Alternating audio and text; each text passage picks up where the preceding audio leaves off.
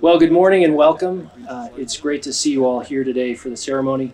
My name is Mark Hilley. I'm a member of the class of 1997, and I have the pleasure of serving as the president of the Association of Graduates and the Air Force Academy Foundation. This morning, we dedicate this really impressive tower behind us, made possible by the generosity of the Air Force Academy class of 1963.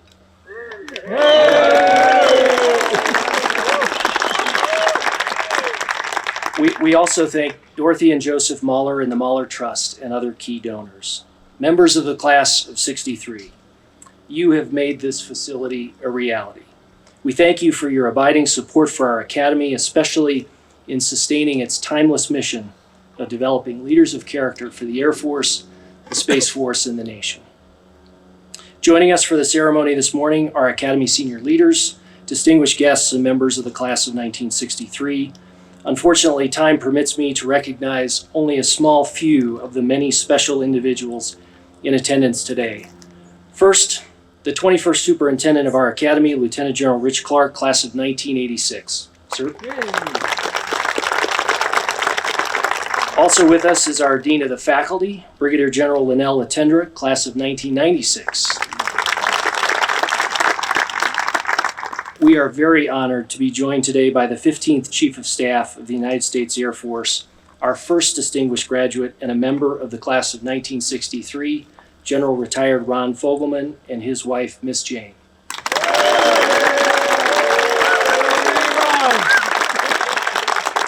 Along with General Fogelman and representing the class president, Colonel Retired Jim Diffendorfer and his wife, Megan. And the class gift chair for this project, Colonel Retired Les Denon and his wife, Judy. Also here with us today is the 18th Superintendent of the Academy and the CEO of the Association of Graduates and the Air Force Academy Foundation, Lieutenant General Retired Mike Gould, class of 1976. And finally, representing the Center for Character and Leadership Development, the Deputy Director of the Center, Dr. Tom Torkelson, class of 1992. It's now my pleasure to invite Dr. Torkelson forward to provide us an overview of this amazing project.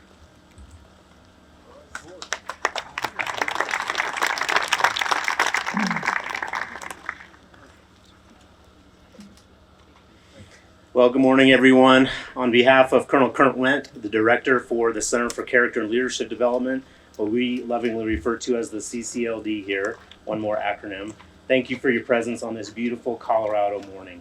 I don't think the weather could be better. It's getting a little warmer right now. How are y'all feeling? Yeah. All right. Feels good. I think it's pretty good. So this is a beautiful day. My name is Tom Torkelson, like Mark said, class of 92, and I serve as the CCLD's Deputy Director.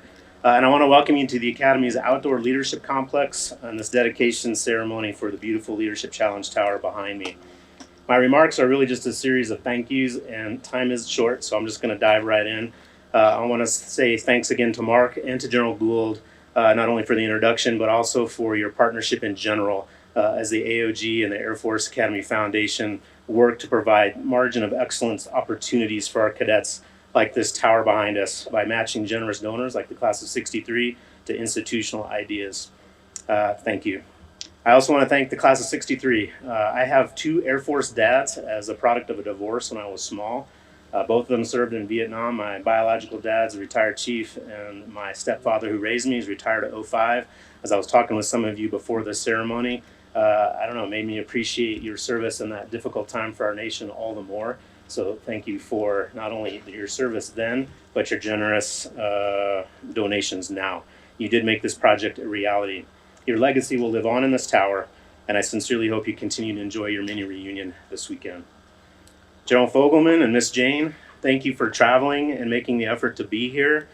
We spoke briefly before the ceremony as well. Sir, thank you for allowing us to dedicate this tower in your name. In my opinion, you are the perfect example of servant leadership.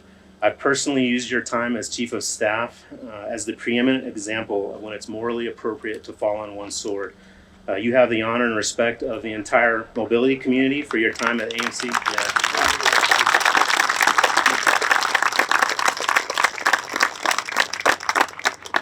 I was going to say you have the admiration and respect of the entire mobility community. I used to be a tanker pilot for your time at AMC, but even more so across the service by the applause that you just got for your time at CSAF as well. We met briefly at my Air Force Institute of Technology graduation in 2006. You gave me this coin backstage. It's the first time in my career, I was a young major at the time, where I felt like I had connected with a leader that I respected and admired from afar. And it motivated me to raise my game in the career ahead. So thank you for that personal impact as well.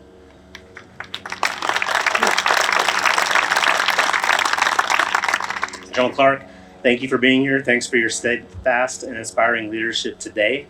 I love working for you. You're the perfect man for this job, and thank you for receiving this gift on behalf of the Academy today. General Latendra, Colonel Glisson, other senior leaders of the Academy, thanks for your presence here today, because it means a lot to have your support as we work together to develop leaders of character. I also want to call out Bonsai Design. They are the company that put forward the winning concept for this beautiful tower. Its predecessor kind of looked like Lincoln Logs, and it was effective. It did the job, but besides its capabilities and function, it's beautiful. It's aesthetically pleasing. So I want to call them out for coming up with this design.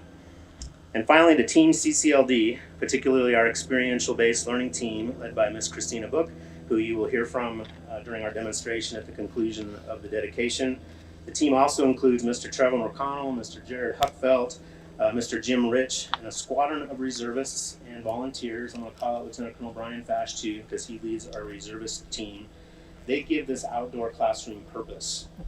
Their world-class facilitation of purposeful engagements for the Academy's cadets and permanent party on this tower and in this larger facility help the institution in its mission to develop leaders of character. General Clark sometimes says that the Academy's Leader of Character framework, which is what we use here to help develop cadets in character ways, helps the Air Force core values come to life. I would add that this Leader Challenge Tower helps the Leader of Character framework come to life. When you're up there doing something that's challenging and you don't think that you can physically perform it, to watch a cadet's face relax in relief and excitement when they have just accomplished something that was scary. I've been up there. You can do the math. I'm class of 92. I'm 53. I went up there kind of bravely and maybe a little bit cocky, and then you get to the edge of that 55-foot tower. I paused for like 15 seconds, asking Colonel Fash, "Are you sure you buckled me in square away? Is this good?" It's challenging and it's exciting. And so the Leader of Character framework helps produce officers of character who live honorably, lift others, and elevate performance. By offering purposeful character development experiences, the Academy helps cadets take ownership of their personal growth, engage with those experiences, and practice them over time. Character only grows amid adversity, and this tower injects adversity, and it's refined through repetition. This tower is really just one more purposeful engagement experience, one more crucible of courage to supplement others, those in the classroom, those on the fields of friendly strife, those in the squadron and at the airfield. It's one more tool of goodness here at the Academy. Many of us witnessed yesterday's Acceptance Day parade as the class of 2027. It makes me feel old, and I won't comment on how it might make you all feel. We watched them enter the long blue line. We watched members of the class of 1977 pass their contrails to cadets who are 50 years their junior. The moment was poignant for me, and it reminded me of the power and longevity of the long blue line. This magnificent structure is supposed to last for decades, perhaps as long as 100 years. It will inject the long blue line with purposeful development experiences for decades to come, and Class of 63 made it happen. Thank you.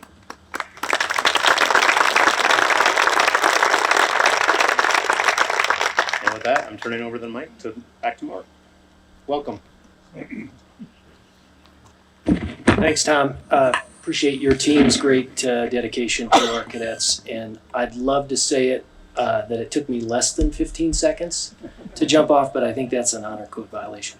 Now I'd like to invite forward Colonel Les Dennen, the class gift chair for this. Les will share a little bit about this project history and in particular the distinguished history of this class support for the Air Force Academy. Sir.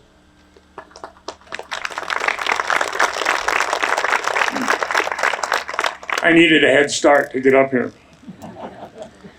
This morning concludes a long journey for our class.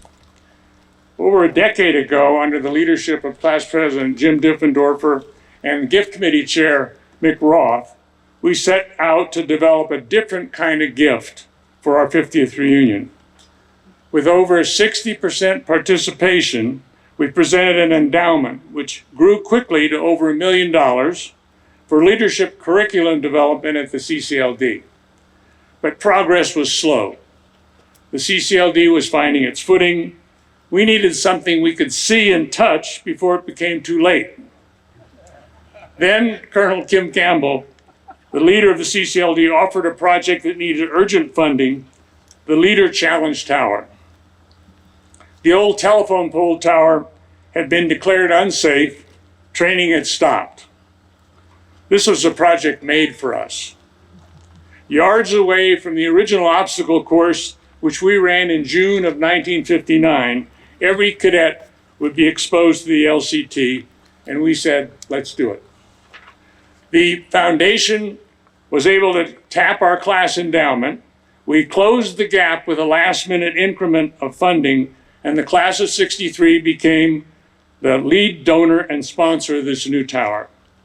The superintendent made it a priority and assigned the additional discretionary funds. We had critical mass for a project. And we joined the construction team that made this thing a reality. Today we're here during our 60th reunion to present the tower formally to the Academy. So General Clark, if you'd come up, please. Sir, please accept this magnificent tower from the class of 1963. May it serve the cadet program for 60 more years. Sir, our honor.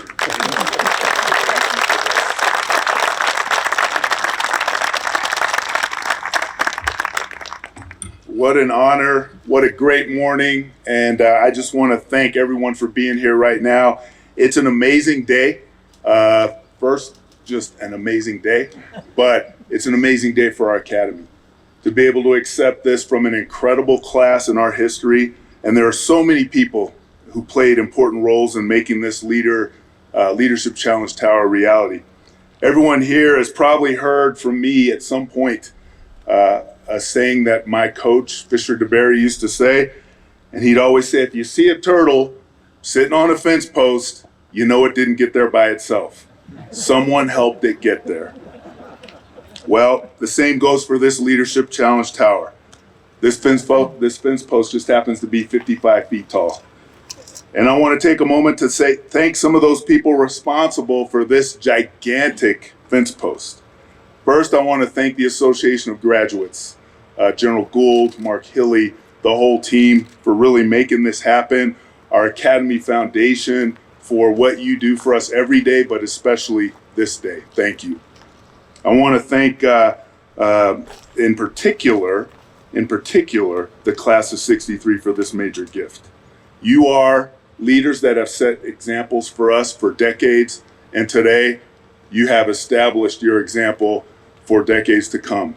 As Torque said, maybe even a century to come. So thank you for that. General Fogelman, sir, thank you for your remarkable leadership, not only in this project, but really to our whole country. What you've done for our Academy, for our Air Force, and as an example to so many of us means so much. And this structure stands as a tribute to your leadership. Thank you, sir.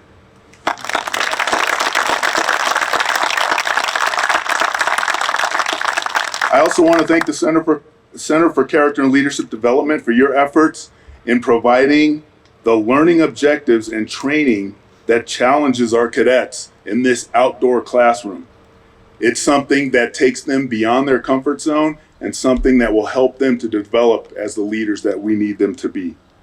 And each of you helped elevate us to these heights, and we absolutely could not have done it without you, everyone in this audience, and so many more. So once again, thank you from your Air Force Academy. The Outdoor Leadership Complex was initially built in '95. As Torque said, it looked like Lincoln logs. It was a wooden structure, ropes, all kinds of different devices and nuts and bolts sticking out of it. I'm surprised we didn't have some catastrophic injuries in that thing. But what we have now is so much better. I just can't believe how good it is. And this evolution has brought us to the structure that's right before us. Just this past week, I experienced the Leader Challenge Tower myself with our senior leaders, and it was exhilarating. I learned firsthand the team building principles at work and what it means to step out of my comfort zone as I stood 55 feet up in the open air and jumped backwards.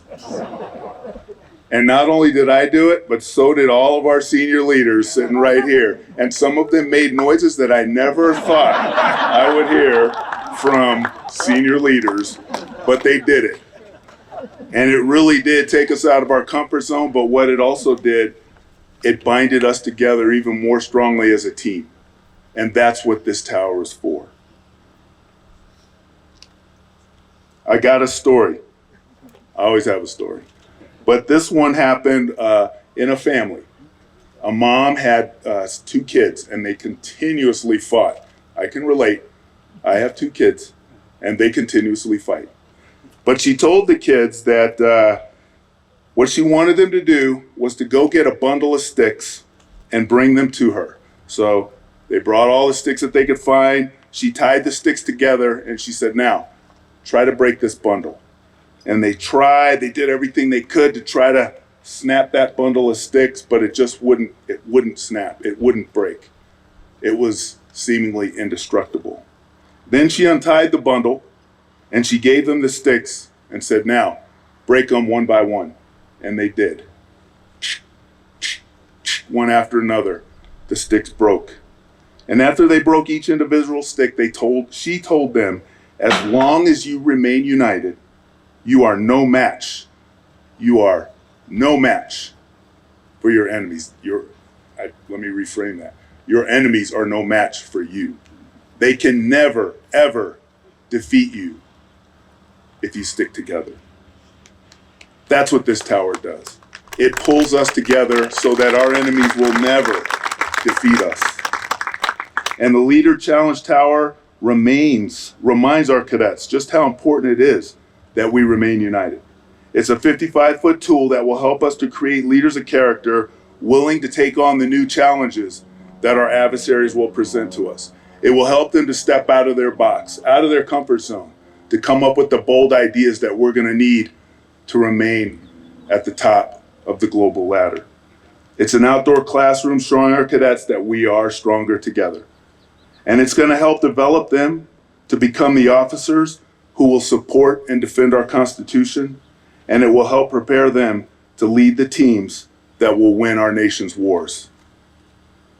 So once again, I want to say thank you for helping to prepare our cadets for the future that we need them to be ready for, to take on the challenges that the world will present to them, and most importantly, to come together as one united team to support and defend our Constitution. And I'm inspired to know that this structure will push them to their limits and provide invaluable growth for them as individuals, for them as leaders of teams, and for them as the people who will continue to lead our country to greatness. Thank you for what you've done for us, and congratulations to the class of '63 for this amazing milestone in our Academy's history.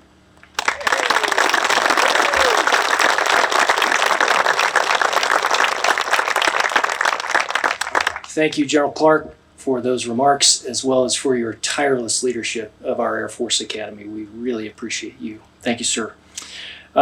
It's now time to dedicate this tower in honor of one of our Academy's most distinguished exemplars. To do so, I would ask the president of the class of 1963, Colonel Jim Diffendorfer, to speak on behalf of his classmates and to unveil the acknowledgement of our honoree today. Colonel Diffendorfer, please, sir.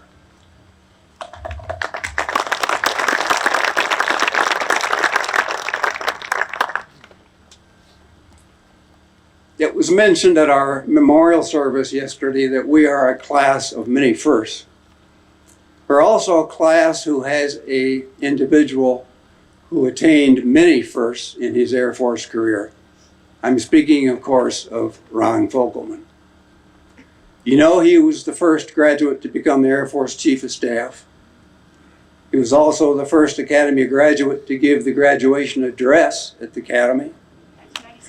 He was the first recipient of the Thomas D. White National Defense Award. He was the first to serve on the Secretary of Defense Policy Board. He was the first to receive the Air Force Association Lifetime Achievement Award. He was one of the first 2 Academy distinguished graduates. He was also one of 2 graduates to be inducted into the Aviation Hall of Fame. That's a pretty amazing resume.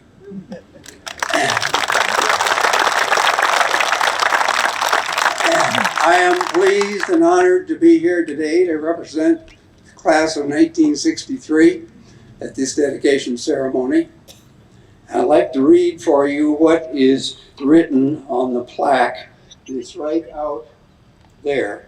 It's there because apparently when all the cadets come down to use the facility, they assemble in that area over there, so it's right in front of them. The inscription is Outdoor Leadership Complex, Leader Challenge Tower, in honor of General Retired Ronald R. Fogelman, 63, USAF's first graduate Air Force Chief of Staff, generously provided by the USAF Class of 1963 and the Dorothy and Joseph A. Muller Foundation. Ladies and gentlemen, General Retired Ron Fogelman and Miss Jane.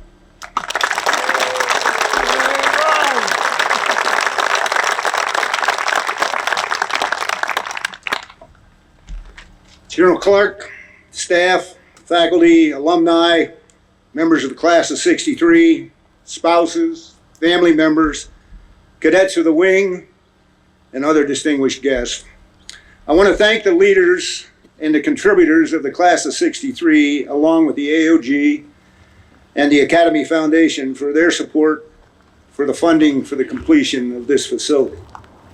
I'm honored to have my name associated with a facility that has leadership in its title, particularly since the mission of this academy is to provide training that produces leaders of character with the competence and the compassion to lead our air and space forces during the 21st century. As we, the class of 63 and other legacy classes, start to pass into history, I would hope that the future leaders of this academy and our air and space forces never forget that the purpose of this institution and the air and space forces of the United States of America is to deter war, and failing that, to fight and win America's wars. This academy, America's air and space forces, are not social actions agencies. They are not employment agencies. They exist to produce graduates that grow into leaders of character, who, when called upon to do so, will be willing to lay down their lives for their freedoms, their families, their friends, and the nation. As did the graduates whose names are found on the War Memorial in the north end of the Air Gardens, to include the 18 members of the class of 63, who make up 31% of the names on that memorial. So, to them, to my friends and classmates of the class of 63, to the leadership of this academy, I say, ad novus mundo. It's been a great journey, and it ain't over yet. Thank you for this honor.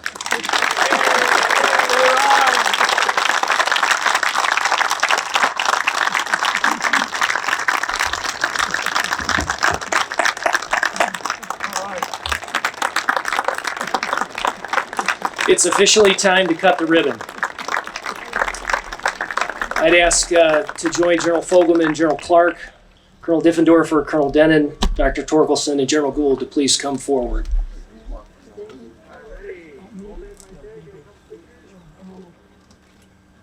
Okay, ready? 3, 2, 1.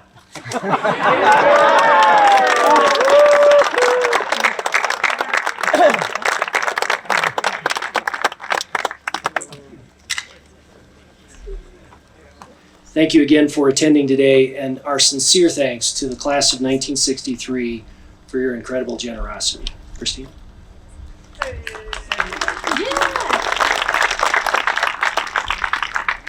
Oh, it is a beautiful day here in Colorado to show you what skills to show you what this course is all about. We've heard some amazing statements about how this Leader Challenge Tower really brings to life the Leader of Character framework, allows our cadets to practice all of those behaviors and actions and how we interact as leaders as well as teammates. And we want to show you a little bit about how all of this structure works. So we have volunteers from the Center for Character and Leadership Development, as well as some of our brand new second lieutenants who are still at Academy waiting to be in the pilot space. We have on the lower section here our second lieutenant climbing the pole to access our high-low beams. So we have a 3-person belay team. So our climber, our belayer, and our backup. This really is a wingman concept and almost, an aircraft team. They really are functioning as a unit to support the individual climbing at height. So our climber climbs the pole and will access the platform and then transition onto the activity itself, crossing horizontally across the beams. Our belay team on the bottom is taking in slack as that individual climbs up so that if they were to slip and fall, that their fall is no more than 2 feet. So we really are physically supporting our climber as they traverse this physical challenge. We also have a backup belayer in our system who is there to, check in and support the belayer themselves. So if anything were to happen to our belayer, there is a person there, there is a wingman there to take up the challenge as needed and step in where needed, while also supporting the collection of the ropes as the individual crosses. The high-low beams is one of our most physically challenging lower elements as they move across and really have to pull up and down as they move across this space. We have 6 different elements here on the lower level that allow us to have at least 2 participants participating all at one time. In full capability of the lower level, we'll engage about 30 cadets all at one time when used simultaneously. In addition to our lower level, we also use a similar belay technique on our climbing wall, which you see raising up the side of the tower and along the fins to the north. There are 2 climbing wall sections, one on each side of the tower, in which it is a vertical challenge. So the participants start on the ground level and move all the way to the top. The tallest route, as high as they can go, is 76 feet off the ground. Our participant can choose to be lowered back to the ground or in opportunities to jump or to step onto the tower platform itself, standing 55 feet off the ground. So different ways of accessing that upper deck, as well as providing vertical challenge for our participants. We plan to also integrate with different clubs and teams here at USAFA in their efforts individually, such as climbing team or mountaineering club, to help them in their leadership development through the use of this particular piece. Now I want you to look all the way up to the very top. This is our platform that stands 55 feet off the ground. So depending on how tall you are, it's a little taller in how you see it. We have our lieutenants stepping out onto the line. We run this upper level as a static system, so you are in charge of your own safety system. We encourage our participants and our cadets to really hold physical support for each other. While the activity itself may feel very unstable, it's amazing the amount of stability you can gain by just leaning on each other. Really engaging that wingman effort. I'm leaning on you, you are leaning on me, and creating stability within that. They move together across the elements, hopefully not holding on to their safety lanyards as they go across, but they can hold on to those if they choose. As they approach the platform itself, they will work with a call and response command structure to transfer their safety systems from one line to the next as they move around the structure. These cadets, or second lieutenants, are going to do an out and around, so they will come out to the platform, transition to the activity that moves straight across from east to west, and then back towards the tower, moving to the north. In general, this upper platform,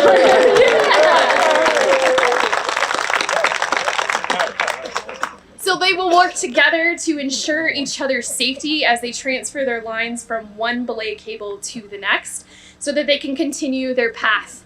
This really is a place where they get the opportunity to practice leading themselves. If they stop or want to turn around, the whole process stops. So what can our teammates come, or our wingmen behind us and with us, what can they do to support us physically, mentally, and even emotionally as we move through these physical challenges to keep moving through this space? So we'll see them transitioning onto that next line, and we'll watch them walk across this piece over, going from east to west here. In general, at this level, everything is about 55 feet off the ground. We can have up to 4 participants on a single element at a time, and that allows us to engage 30 to 35 participants all at one time, moving throughout this space. So already we're looking at over 60 or so participants engaged all at one time between the lower and the upper sections. Are they gonna make it? What do we think?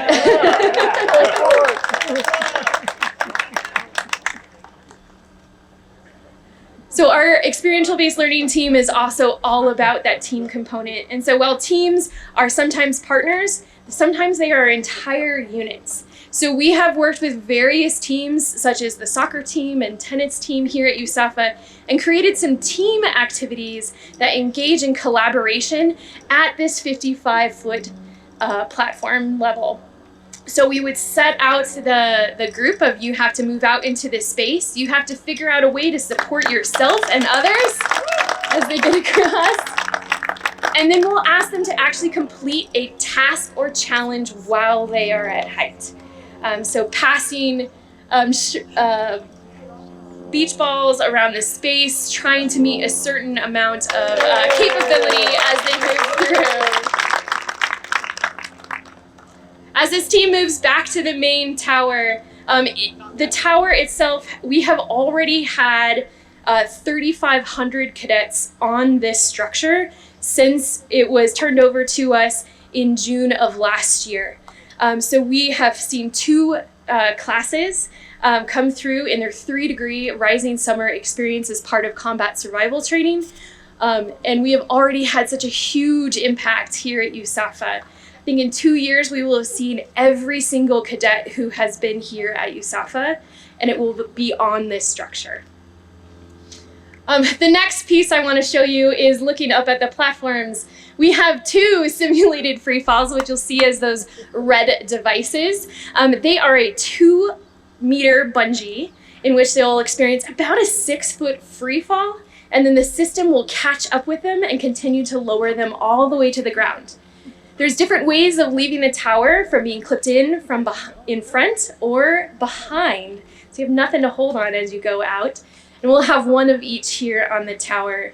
But really, it's about how are we stretching ourselves. Jumping into the pool might be a slightly different experience than jumping out of a plane or even jumping off our tower. Jim, I think we're ready. East side, coming down. You're clear.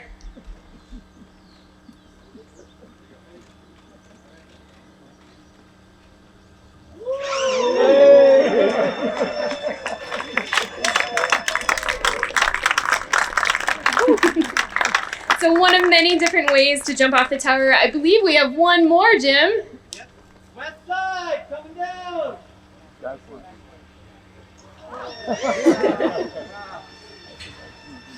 So our simulated free fall can be used in lots of different capabilities. We can give them a hand. They did a good job.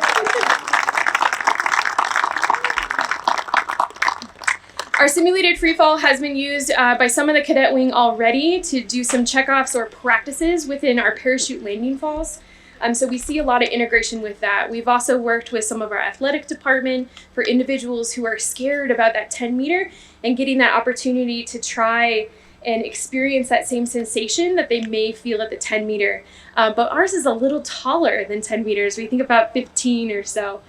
Lots of different capabilities with this. In addition to our simulated free fall, we recently finished our zip line, which goes off of the far side. We don't have anyone going off of this today, but it is slightly different than the zip line that you might see out in the general public. As they zip out, they're on an auto belay system. So as you zip out, you actually get lowered to the ground. Which we've already worked with the cadet wing training, and this will be a place where they can actually check off the parachute landing fall practice as a skill as part of their training. So really integrating this structure into military training that we have here at USAFA. And we think that's such a big win for the design of this entire structure. In addition to just having good times and challenging ourselves mentally and physically and working with our support, each of our platforms, the lower 23-foot platform as well as our 55-foot platform, are all designed with an outdoor classroom in mind. So when we have our gates closed and locked, that is fully available to our academic and military training staff to utilize as an outdoor classroom. So bringing the class outside to really integrate what it is that they're teaching in the classroom in this outdoor space. One particular class that's been out here a few times is abnormal psychology, who focuses on fear and anxiety and how we are working through those different things, or how we are supporting airmen when they are in a space of fear, right? There's nothing like talking about fear when you have a little bit of it inside you. Right? So lots of integration across the academy as a whole.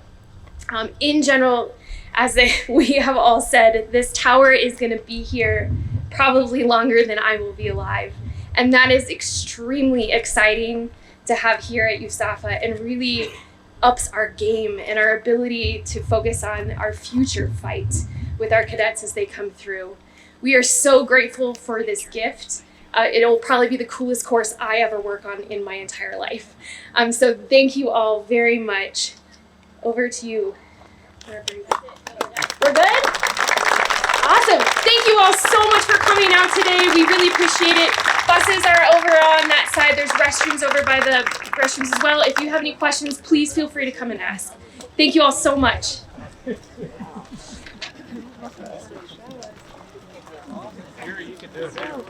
What's that? I have jump button, but I have. Catch up in 1 second.